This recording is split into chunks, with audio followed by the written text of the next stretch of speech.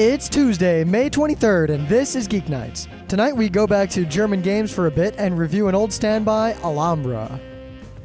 Let's do this.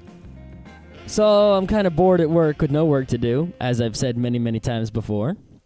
I don't have any work to do yet, but that's because I've been working at my new job a grand total of 2 days. Yeah, but at least you're not bored out of your gourd. No, it's awesome. Actually, today I went to the data center, like the main data center for my company. Ooh. Now, I have to say, I worked at IBM, and you'd think IBM would have like these crazy awesome data centers. No, I think they have mad old shit. The data center I was in for my company was probably the most well-organized, well-documented, well-labeled, perfectly put together, well-staffed, awesome data center I've ever seen in my life. See, I think I stumbled onto gold when I took this job. God damn. you see, you think it's gold, but here's the thing, right? On the one hand, you have IBM, a company that's incompetent, and all you do is bitch and moan about how they could be doing things the way the company you work for now is doing them. But then there's the other situation where if they were doing things the way that your company does them, you have no work to do. Well, actually, no, I have a lot of work to do because here's the big difference between where I'm working now, which is kind of a normal company, and IBM. At IBM, it was a factory environment. I wasn't doing the fancy client-facing, IGS, blah, blah, blah. I was doing the keep the factory running at all costs thing, which meant that my only job was retroactive. It was never proactive. I never made anything better. I just fixed things that were broken and maintained the status quo. The only goal was keep it working. Here, the goal is always make it better, make it better, make it better. If you think of something cool, make it better. But how can it be better if it's already so great? Because they're doing more. Oh my God. All right. So anyway, being bored at work, my new hobby is to turn on Skype and set it to Skype me mode. Now, it's funny because Emily did that by accident when she first got Skype. She had it set to, Skype me instead of just I'm online. And I was talking to her over, and she said, these weird people keep trying to talk to me. I think the same people were trying to talk to you. So, first of all, if you go on Skype and you search for users that have Skype me mode enabled, there are very few, like a handful. You can count them. There are so few.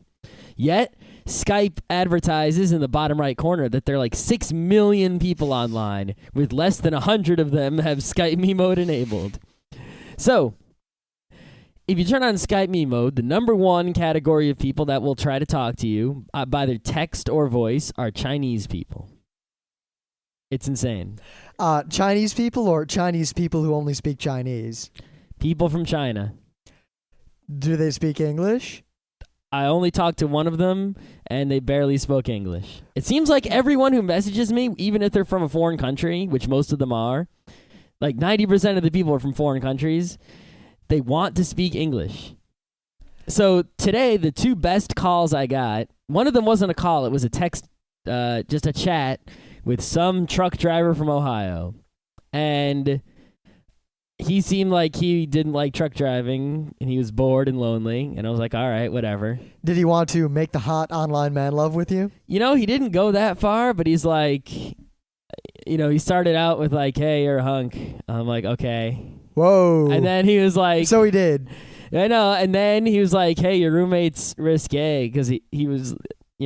my link to my Flickr was in there. Oh, God. Wait a minute. So because of you, some guy was ogling me. I guess. And he then was telling like, you about it. He was like, yeah, your roommate who had his shirt off. And I'm like, whatever. And then he's like, where are the pictures of you with your shirt off? I'm like, all right, if you want some porn, you can just search for it on Google. You don't have to Skype me and waste my time. Wow. So then... the best one was these 2 German guys. They conferenced me in. So I was talking to 2 German guys, and one guy... Did you ask them about board games? Yes. Did you ask them if you're saying Bewegung Oderick Schlagen Sie? No, I didn't. You should have. I already knew the answer to that one. But, they were like... their English is really bad, and they knew it. And they kept talking to each other in German a whole bunch. And I was trying to figure out what they were saying, which I did a mediocre job of. Yeah. And then they would, ask me a question, and I would answer it. And then I tried to ask them some questions. And I was like, Brett Spielwell? And they were like, They were like, and I was like, board game, Brett Spielwelt, and they're like, and the guy said Brett Spielwelt properly to the other guy. And then the guy was like, chess? And I'm like, all right, great. And they were like, You weren't like Die Siedler von Catan? no. Then they were like, do you play World of Warcraft? I'm like, no. Counter-Strike? Yes. Oh, nice. Every time I said something they liked, they were like, nice. You know, I've heard that, like, the F1 people seem to say that, a lot of them. He was They like, say the word nice a lot. yeah, he was like, nice. And then I'm like, do you watch Formula One? And one guy was like, I do. The other guy was like, I don't. He does. You should have told him to watch or listen to Geeknights. I don't think Since we've seen- they barely understood me. Like, we could only use words that were the same in both languages. Or it wouldn't work. Like, names of video games. Like, they were like 1.6 or Source. And I said both. That was how far it went. And then eventually I got bored and I just hung up on him. You know, you could probably get him to listen anyway. I mean, I'll note that we seem to be, once again, more popular with foreigners than we are with Americans. Yeah. I mean, we for all of you, we just got, and if you're listening, it's awesome because I know you're trying hard. We got a listener in Bangkok who was complaining Yeah, that... but he speaks English properly. Yeah, he speaks English better than some of you fools in the forums now. No Yeah. offense, but... Mr. Period won't be hurting him anytime soon. But he was complaining because apparently Libsyn doesn't allow resume and all this stuff. And he's in Bangkok. He doesn't have the best internet connection to the U.S. Nope. But he's listening to Geeknights anyway, and he's trying to download it. Keep going, man. Yeah, fight the good fight. Get a better ISP, and we'll hook up. Yeah. We'll go visit Bangkok. We had to get. We're gonna have to start doing the Akamai to get people so everyone in the whole world can listen. All right.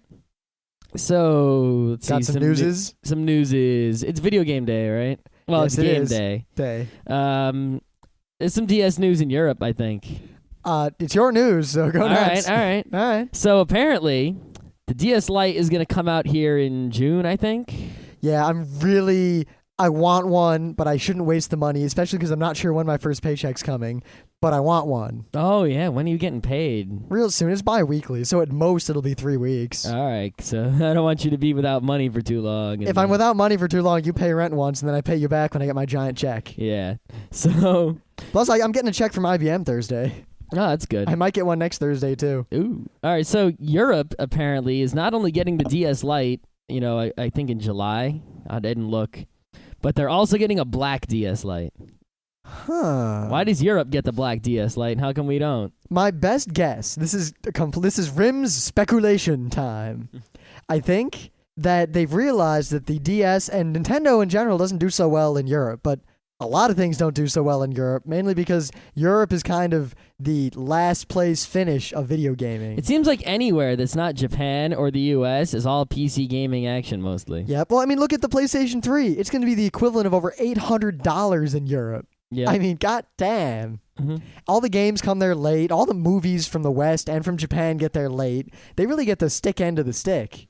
Europe should make more of its own stuff. You know what I think it is, though? I think the It's problem that is they get our stuff late and we get their stuff never. Yeah. I mean, many Americans aren't interested in anything foreign. I know some punk kids where if you told them anime was Japanese, they'd probably freak out. Guess what? All your video games are Japanese, too. Yeah. Possibly Korean. Yep. But I could see this as Nintendo trying to do like a little olive branch to Europe saying, hey, here's something just for you. Yeah, they've also got this weird European DS commercial you can go watch that looks like a clothing fashion commercial. Only the people aren't wearing as many clothes. See, it could also be part of the fact that you have to market to Europe differently. I mean, they know how to market to the US and they know how to market to Japan. I mean, look at the commercials here versus Japan and how different they are. Yeah, but it's weird that they're actually trying in Europe. You know what? No other video game company tries. So, well, no console video game company. So, Nintendo's trying to, blue ocean. They're trying to open up to as many people as possible. If and nothing else, all the Americans and the Japanese will try to get this Black DS early, and then the sales numbers will look like they were sold from Europe, and then Nintendo will take the lead over there too. Even though Also, they're going to put out a new Nintendogs in Europe with like a new dog. And then it's sort of like the best hits where they took the most popular dogs from all the existing ones and added like a Dalmatian and they put it out in Europe. They're going to do that too. I think this is the beginning of a push by Nintendo to penetrate the European market. We'll see if it works. And I did not mean any sexual metaphor there. I don't know if it's going to work. You know, I mean, look how they're doing now. I mean, Brain Age and all these games for non-gamers. I think those are the games they're really going to push in Europe to try to make the DS sell more. Yeah, but I don't think people in Europe care about games at all. They have better things to do because they're in fucking Europe where there are things to do. Yeah, you know, they can live their lives. They don't have to work. Yep. All right, for all of you European listeners, I'll just let you know that Americans, I don't think you realize how little vacation time and free time we get in this country. None. I get a month, as in 30 days of vacation a year, and that's really kind of crazy that I get that much. Right now, I get 10 days. At IBM, I got 5. Next year, I'll have 15 days. 5. Imagine if you got 5 days off a year, you know, plus weekends and a few holidays. Yeah. Plus the holidays we get off are the crap ones when everyone gets them off and you can't go anywhere because everyone's trying to go somewhere.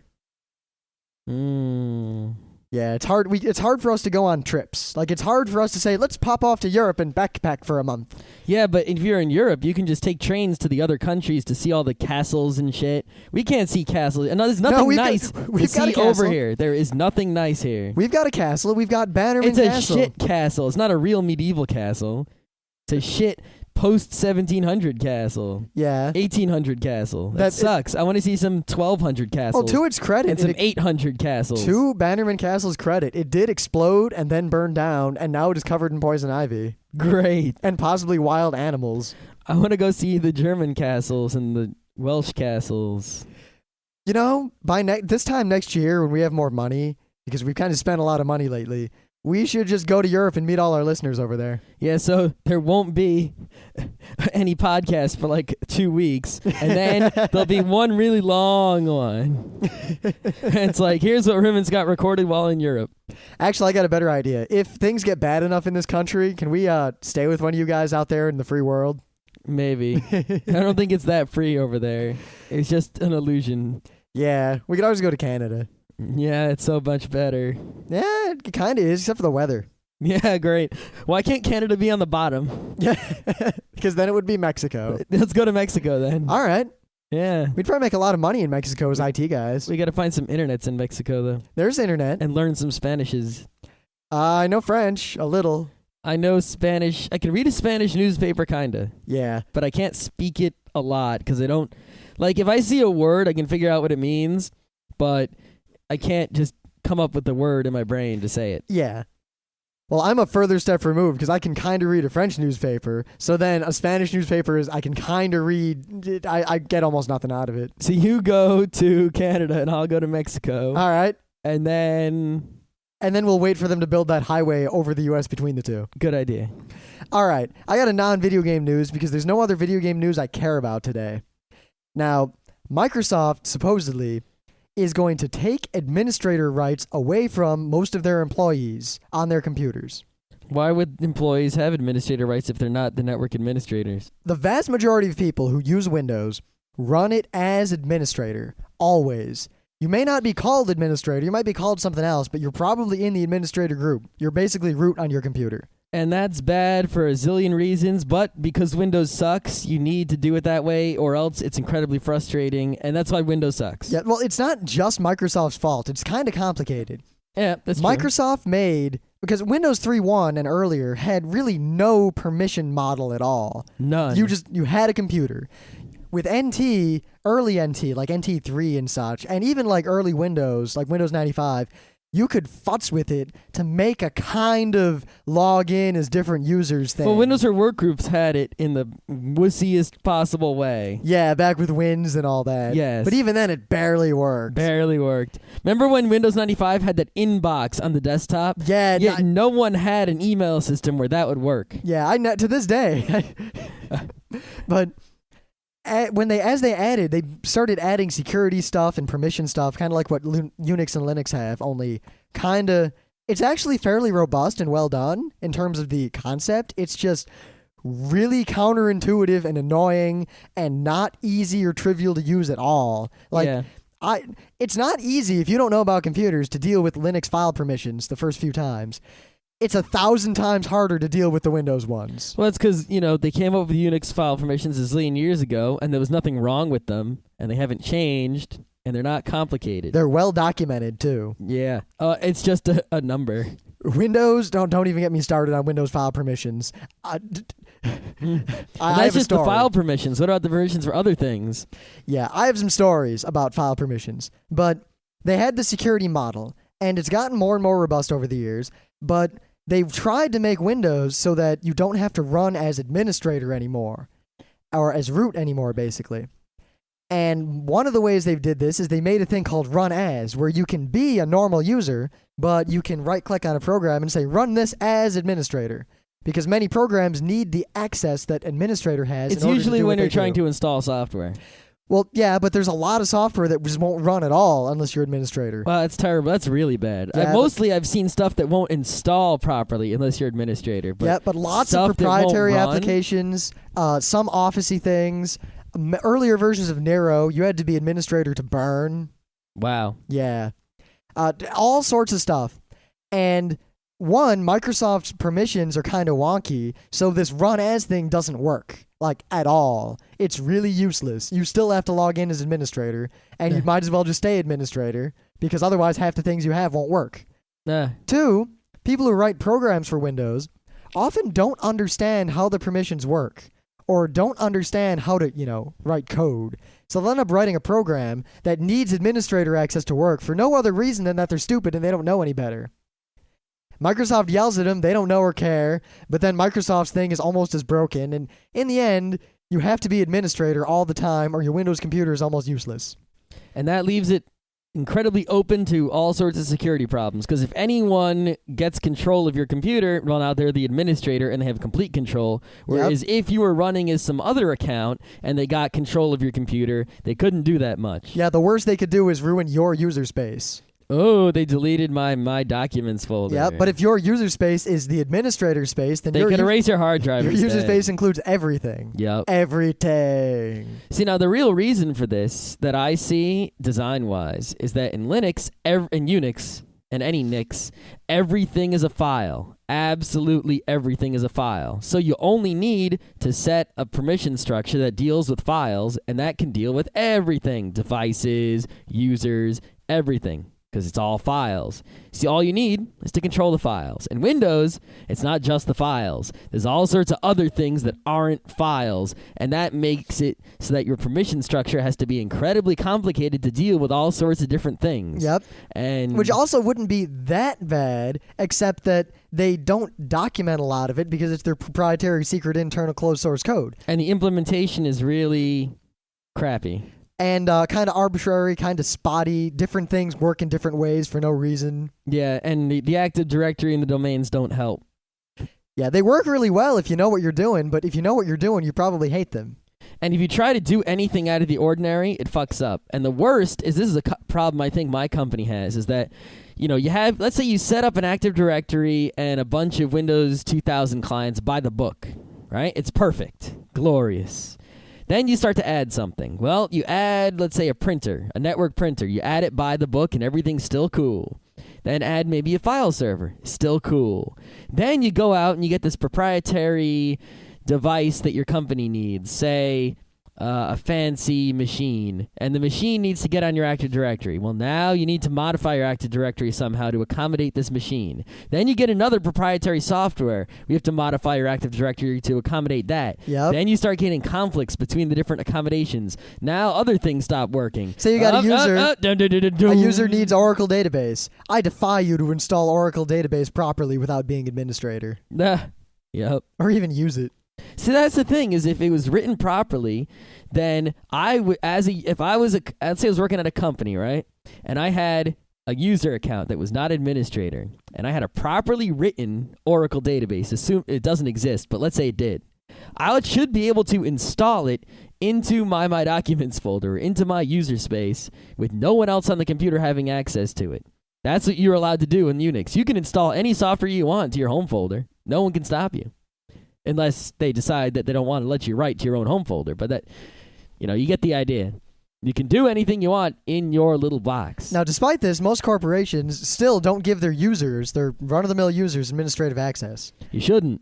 I have administrative access to my computer because I know what I'm doing. Yeah, they should. You can give them administrative access to the local machine, but you shouldn't. Nah, not even then, most companies. Most companies give you nothing to your local machine. Yeah? Yeah. Well, it really depends a lot of the time. I mean... Well, remember, we're tech workers. We see it from the entirely different side, and they usually accommodate us. Oh, yeah, but, that's besides the point. Now, I think this whole, the actual news here is great, because now Microsoft and Microsoft employees are going to have to deal with all the brokenness of the Windows permission scheme, which might drive them to try and fix it. If they don't fix this in Vista, it's the end. It's the end for Vista anyway. I'm done. Yeah, I know, but then it's the super end. I mean, corporations aren't even going to go to Vista. No one is. They're probably going to stay on XP. They might even hire people. You know who's going to Vista? It. The crazy, too much money, buy a new computer every week from Alienware gamers, because it's going to provide some fancy words. You know what? I'll keep playing Half-Life 1 and 2. And the yuppies who, gotta have all fancy gadgets that they don't use. We're kind of yuppies. We're not yuppie like those guys. Yeah, but we're young, we're upwardly mobile, we're professionals. Yeah, so? So? But we're not like those guys who are just, buying boats and shit. Yeah, well, that's because we're not upper middle class. We're just middle class. Mm-hmm. If you combine us, if we combine our salaries, but there's just one of us, then yeah, we're upper middle class.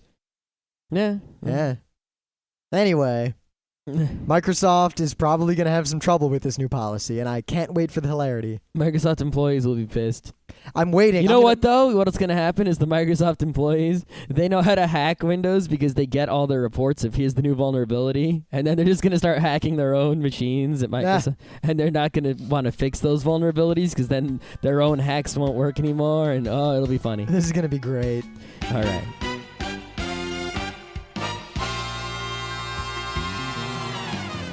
My thing of the day is pretty old.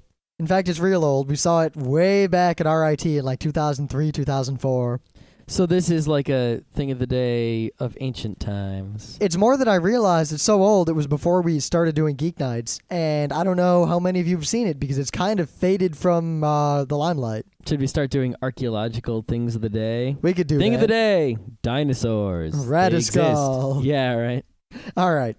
This is a series of movies. I don't think it'll ever be completed, but there's 4 of them. The second one is, in my opinion, by far the greatest of them.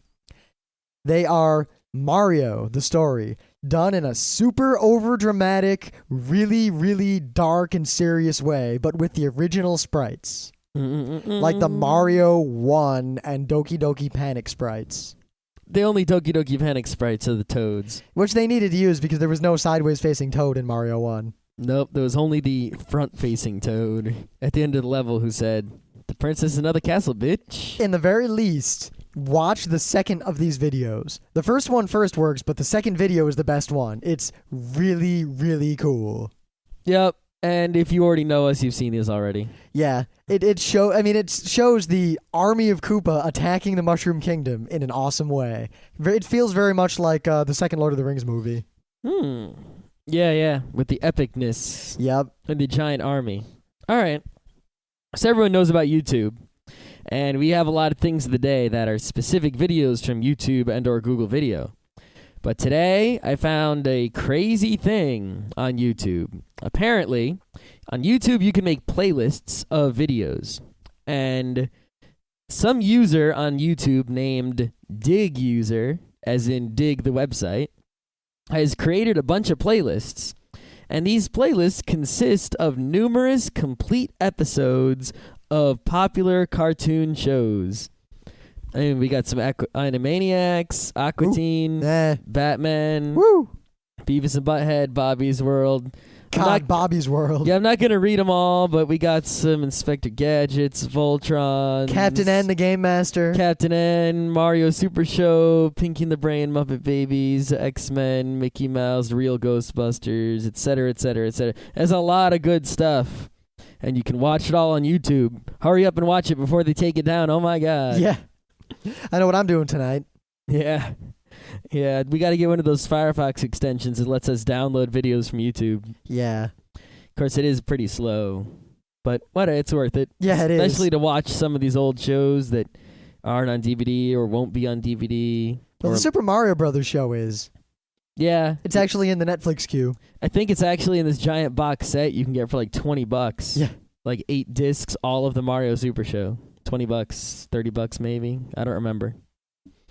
So we haven't talked about board games in a while, mostly because there's been, E3 and all this video game news lately. Yep, and recently the Mark Johnson, who has the cool Board Games to Go podcast, he discovered us and mentioned us in his podcast, and so a lot of his listeners came over. So we will entertain them with some board game talk that they have been no doubt awaiting. Yeah. Now, one of our favorite games. I mean, we have a huge pile of games. We have more games than most people we know, just piled up. Yeah, of course. Compared to super board game guys, we got nothing. Well, partly because we don't really. If a game sucks, we just get rid of it or we don't buy it. Yeah. I mean, the only bad game we really have is Hellas. Yep, that's true. Yep. And Hellas is really small. Yeah. Physically speaking. I don't really like Ticket to Ride Europe, but it wasn't that bad. Maybe I'll sell it someday. I like it. You just suck. I don't like it. All right, whatever. I like Railroad Tycoon a lot more. Yeah, it's a different kind of game, though. But anyway, we realized that a lot of these games are so good, we play them so often, we never even thought to really talk about them on the show. Well, I thought to talk about them. The problem is we kept talking about the new games we were acquiring, and we never went into the backlog of games that we've had forever. Yep. I mean, we haven't really talked about Puerto Rico, Tigris and Euphrates. Nope, none of those games that we've had for years that we played a zillion times. So we decided one game that I actually didn't play it this weekend, but all the rest of these fools did. Alhambra. Alhambra is a game that we played a whole bunch when we got it, and then we stopped playing it just because we didn't have an opportunity, even though we tried to play a bunch of times. And then finally this weekend, we finally got a game out. It's a real handy game because it's 2 to 6 players. Yeah, the only thing with more players than that is something like Citadels. I think Scotland Yard is also 2 to 6, right? I think so. 3 to 6. Yeah, so 6 players is pretty good. Of course, I don't recommend the 2-player of Alhambra. Because it gave us an inside joke. Matt. Yeah. All right, let's start with that. Alhambra is Alhambra is a game where it's better to have more players. 6 players is best, 2 players is worst. But if you play with 2 players, the way it works is you're actually playing a 3-player game. But the 3rd player is an imaginary player. He's just some guy named Matt. Yeah, the book actually names him as Matt. Yes. And Matt has a set of, it's sort of like blackjack where the dealer just follows some rules and doesn't actually play. Matt is like the dealer in blackjack. He just follows the rules of Matt and makes the decisions that Matt makes. I don't think he really makes many decisions. I think he just starts with a bunch of tiles. Yeah, he just starts with a bunch of tiles. And he sits there. Yep. He generally just makes the game crappy to play with Matt. Mostly because I have to dig through the tile deck, pull out X number of tiles, do all this other stuff to the game before I can play it. Yeah. So basically, you don't want, even though Alhambra says 2 to 6, don't mistake it for a 2-player game. The 2-player game is a hack, and it's not fun unless you're in an emergency and you really have this insane, raging urge to play Alhambra. We've had that before, so. Yeah, we did play it with Matt once or twice. Yeah, it was terrible. Very terrible.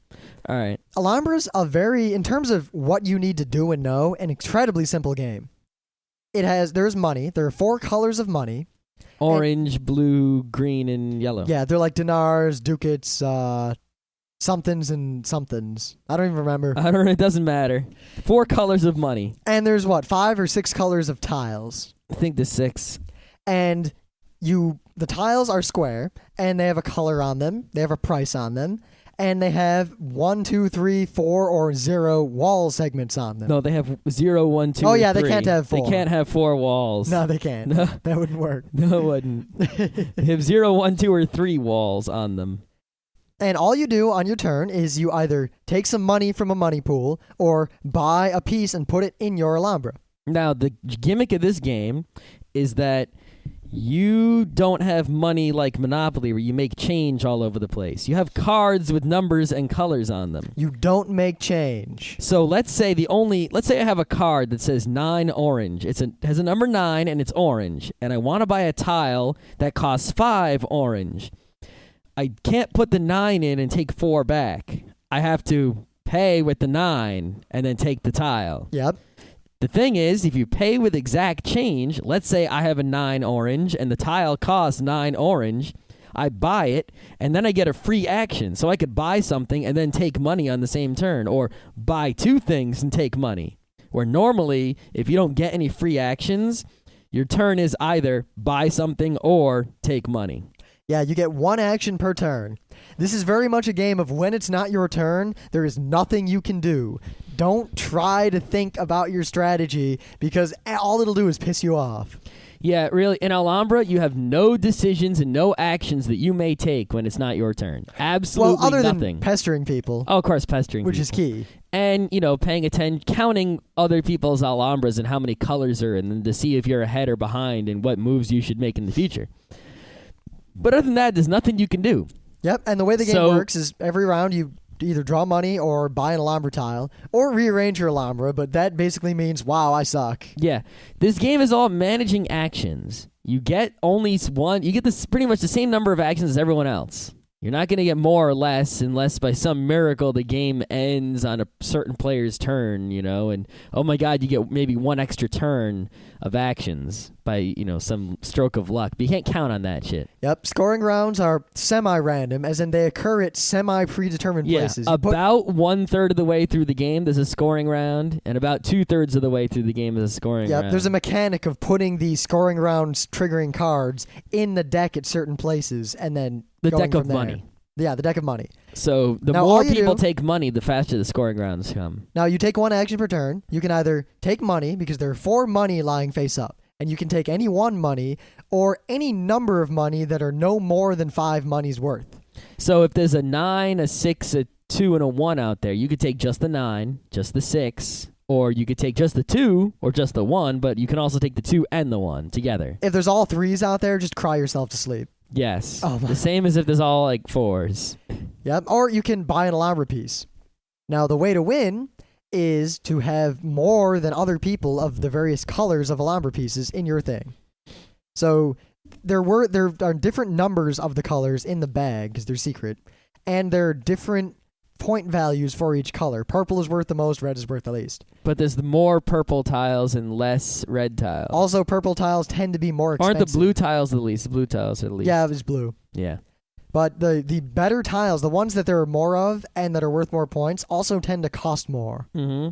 So if you want, there are like 11 towers in the game, but they all cost at least 9 money. They're expensive. Also, we mentioned there's walls. There's also a game of placing your Alhambra together, because you start with 1 open piece, and you put a little color thing that says who you are on it. When you buy a tile, you stick it on your Alhambra. And the rule of that is that walls cannot touch non-walls. You cannot have holes in your Alhambra. Well, you can have a hole, but you can't surround an empty space. Yes, you can't have a full hole. Yes. And you can't have a piece that a little dude couldn't walk to from any other part of your Alhambra. So if there was a person, an imaginary human being in your Alhambra and it was a real place, he has to be able to walk from every place in your Alhambra to every other place in your Alhambra without jumping over the table or jumping over a wall. And you cannot rotate pieces. No, you can't. Unlike Carcassonne. And the walls, other than making difficulty for you, they are worth points. Every time there's a scoring round, in addition to all the points people get for tiles, everyone gets 1 point for each wall segment in their longest exterior wall. Yep.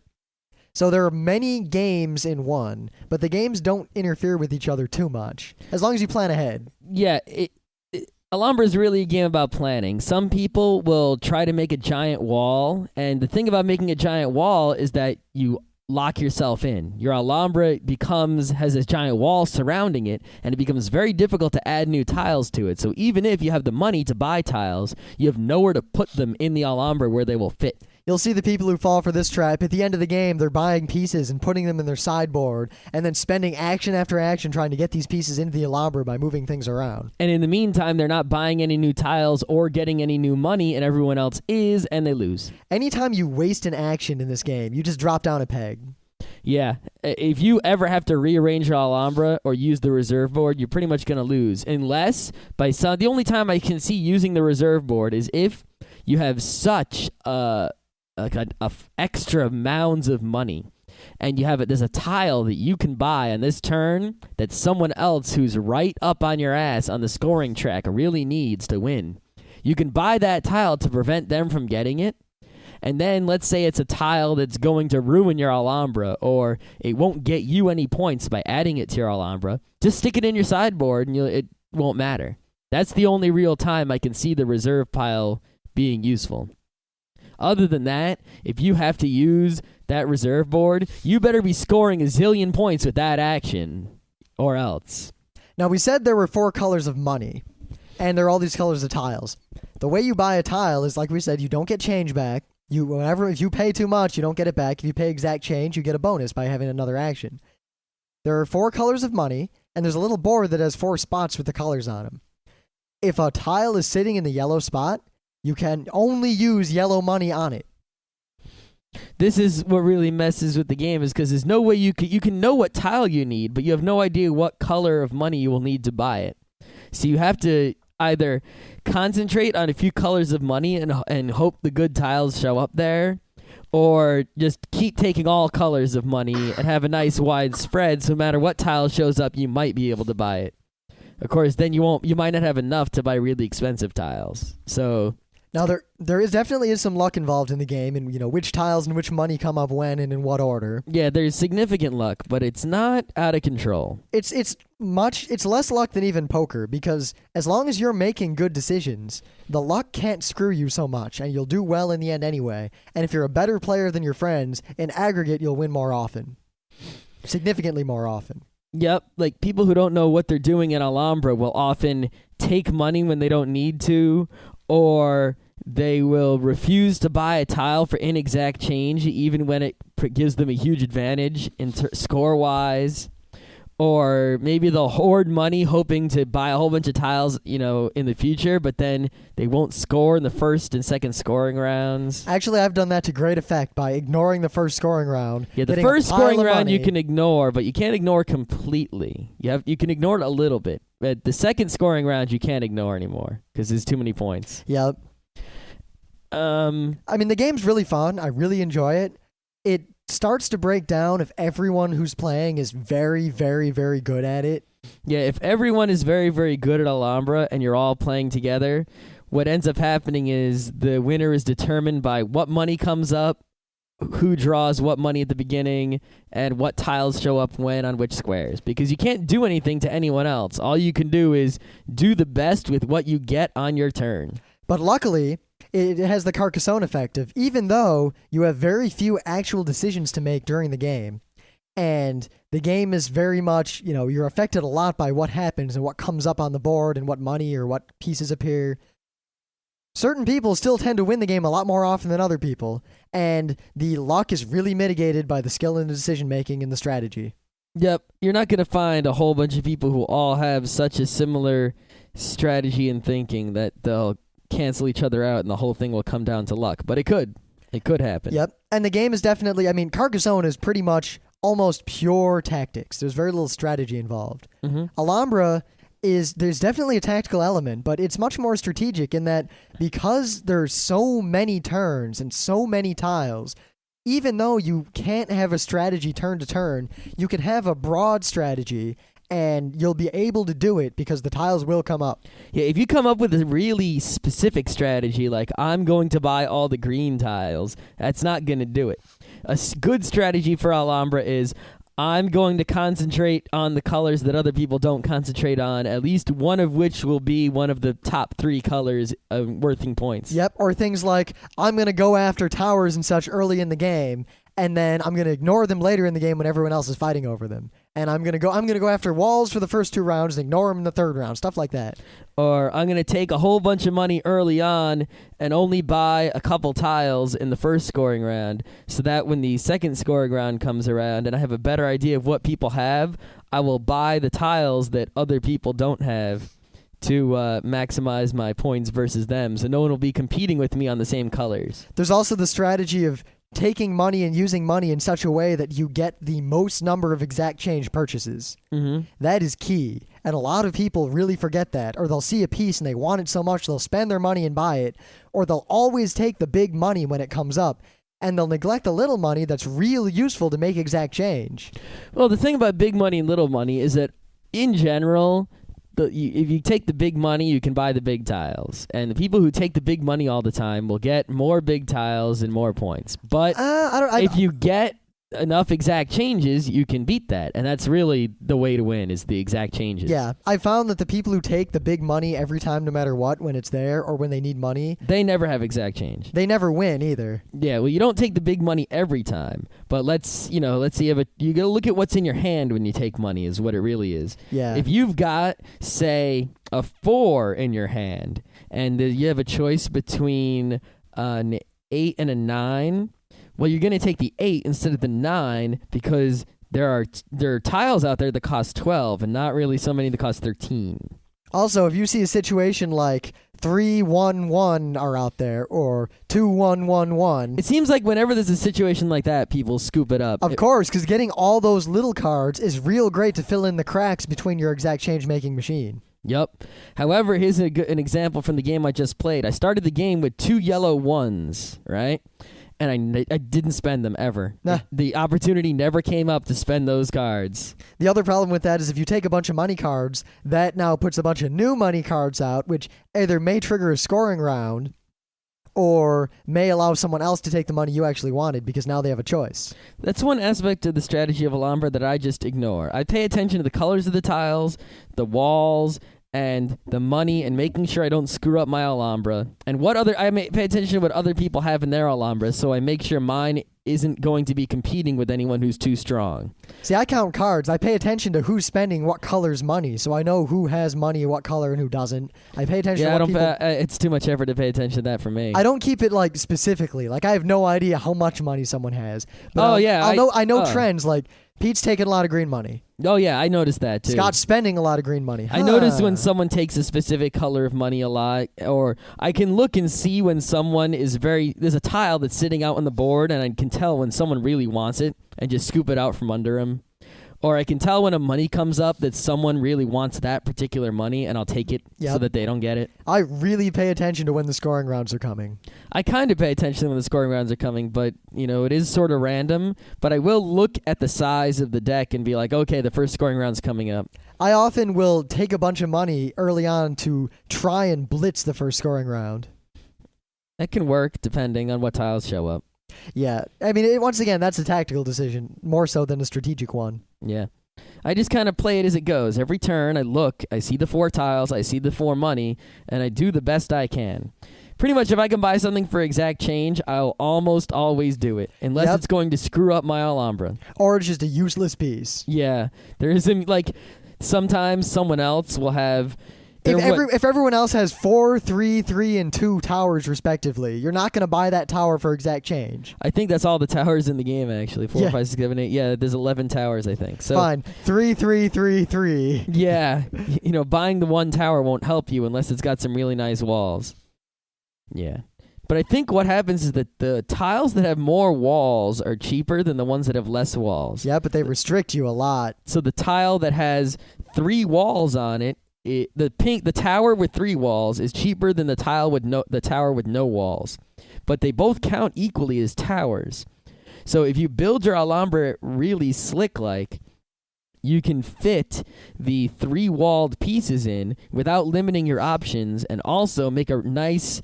Don't go for the longest wall because you don't get special bonus points for longest wall. You get points for having a wall, so you just need to have your wall sufficiently long that it increases the gap between you and the other players because you're going to get more points from the scoring rounds than you'll ever get from the walls, ever. Though I've seen people do very well with a wall-heavy, but not wall-centric strategy. Yes. I mean, there are people who, they don't have so much in the scoring rounds, but they just have this massive wall because it keeps getting points. Mm-hmm. Yep, the wall will score points and no one each can and take every those scoring points. round. Basically, if you can get a big wall in the first scoring round, that's fantastic because that doesn't go away. And in the first scoring round, the wall is worth more than the scoring round is. I mean, basically, in the first scoring round, every wall you have counts. Consider it 3 points because it's going to be scored 2 more times. Yep. And then the wall becomes less and less valuable as the game goes on. Yeah, that's one good thing, especially because the heavy wall tiles are cheaper, and early in the game you have less money because you've been taking it for less time. You can buy the tiles that are wall heavy, make a big wall without limiting yourself too much, and get a bunch of points, and then the rest of the game buy the more expensive tiles to get the colors. But the bigger wall you make, the harder it is to expand later when you're buying a lot of tiles later. Yeah, I said later twice. Yeah. Yeah. If you make a stupid wall that, cuts off like the top of your Alhambra and the left of your Alhambra, well, now any tiles that need to be attached to the top or left, you're not going to be able to put them in. Was it you or Pete who made the Alhambra that basically had 3 of the 3 wall pieces and then there was a hole in the top and they were screwed? I think it was Pete. I think I did it once or Pete did it once. I don't know. I did something similar where I didn't have any open spaces to the top or left of my Alhambra, and all the pieces that were coming out only had holes for a top or left placement. I couldn't put anything in my Alhambra. I think a good way to make an Alhambra is to just kind of stretch it out, make it really long as you can, and then sort of make branches. That way you can add any tile you want onto the branches without needing to, cut off. If you have a square Alhambra or, generally a blob, then you can cut it off too easily.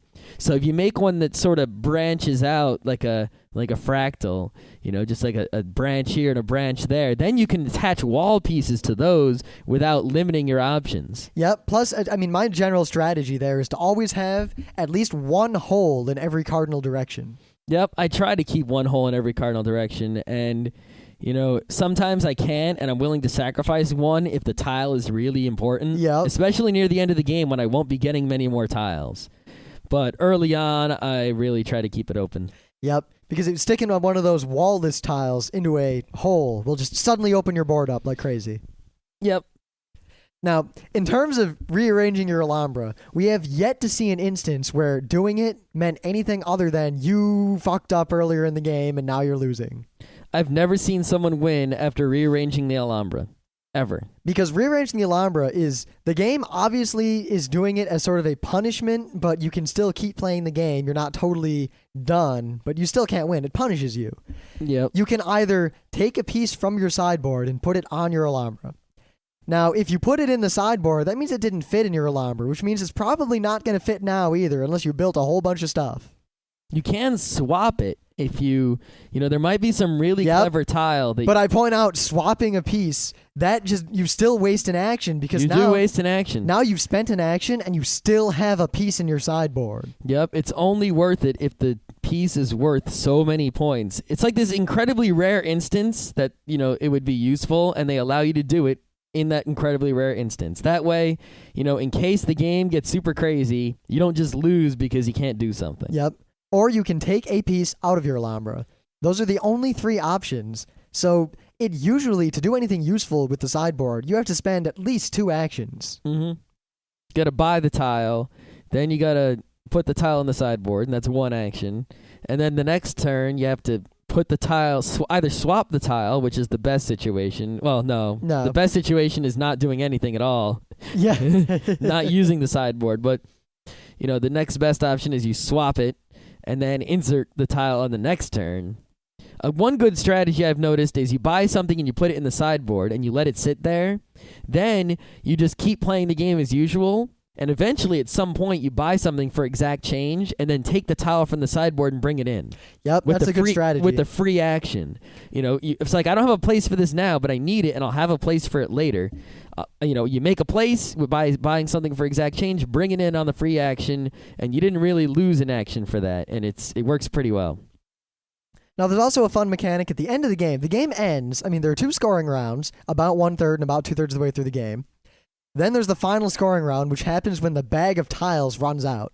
Mm-hmm. The rule there, and I always thought this was neat, is at the end of the game, when there are no more tiles left, all the tiles that are left are put in the little buying box, the little board, and whoever has the most money in their hand at the end of the game of each color gets whatever tile it was. In the case of a tie, no one gets it. So if you have the most green money and there's 1 tile left in the green spot at the end of the game, you get that.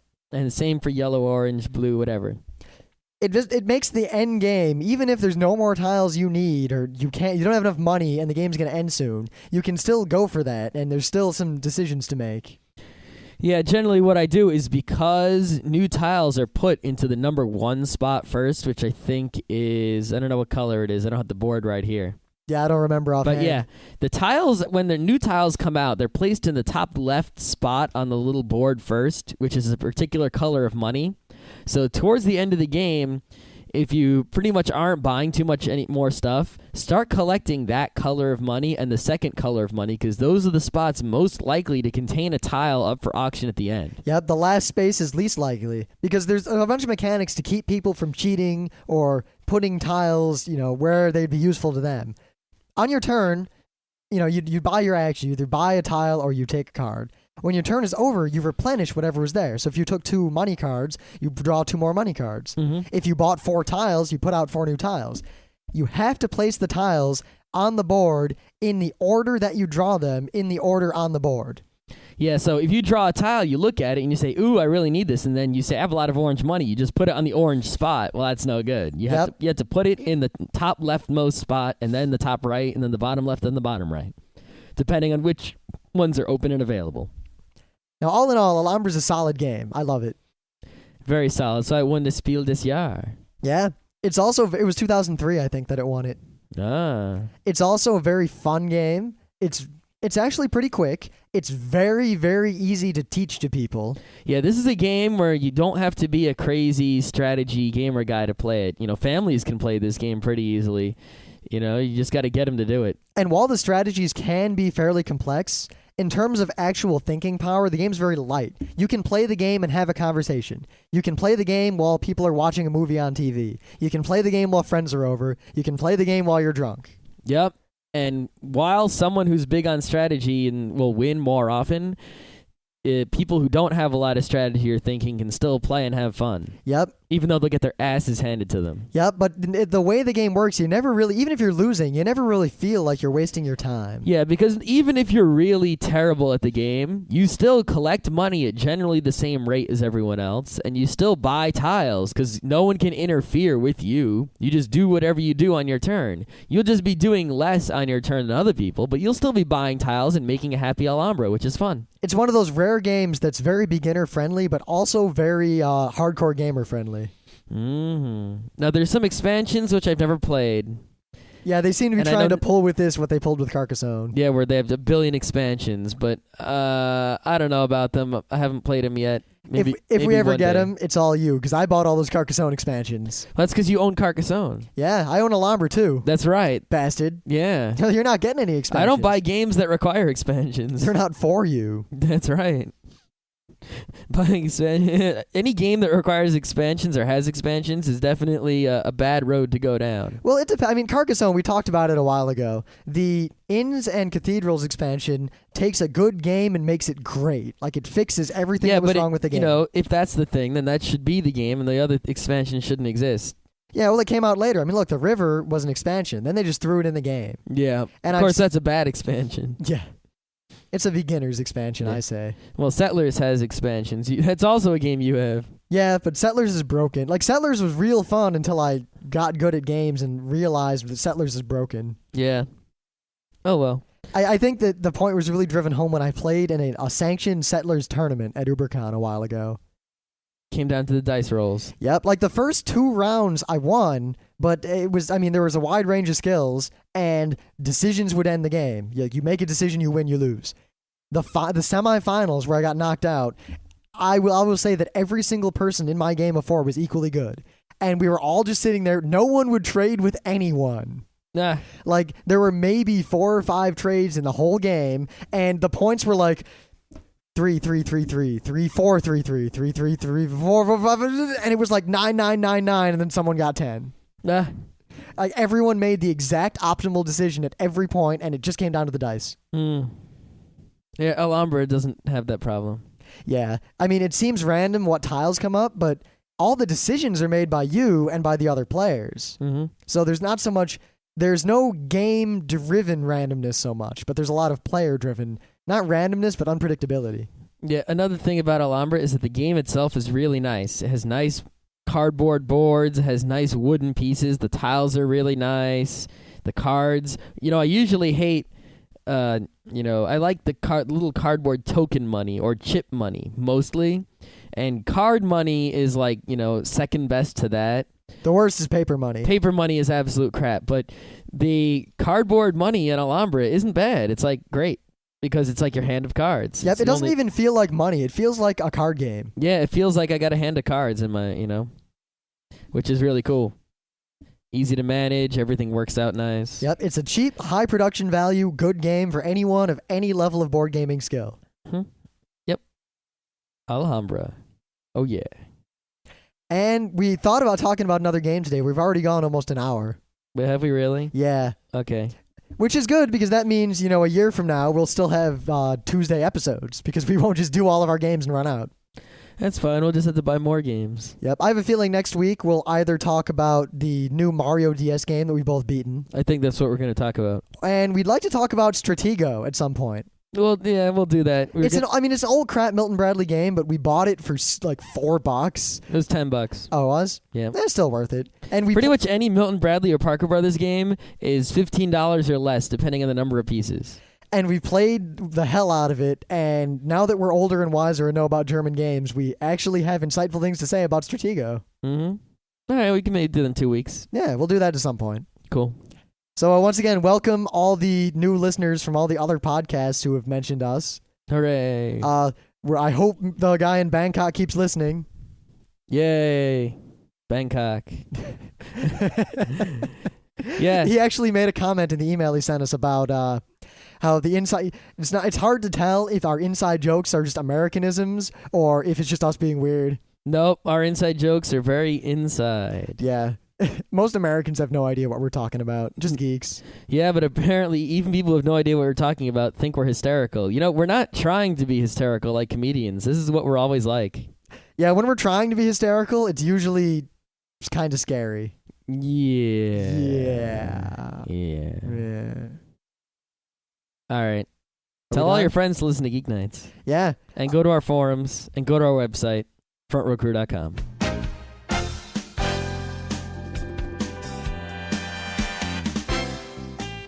And that was Geeknights with Rim and Scott. Special thanks to DJ Pretzel for our opening theme. Be sure to visit our website at www.frontrowcrew.com. If you like our podcasts, you'll love our forums. Make sure you visit them.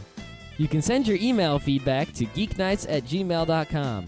And if you want, you can leave us a voicemail at 206-333-1537.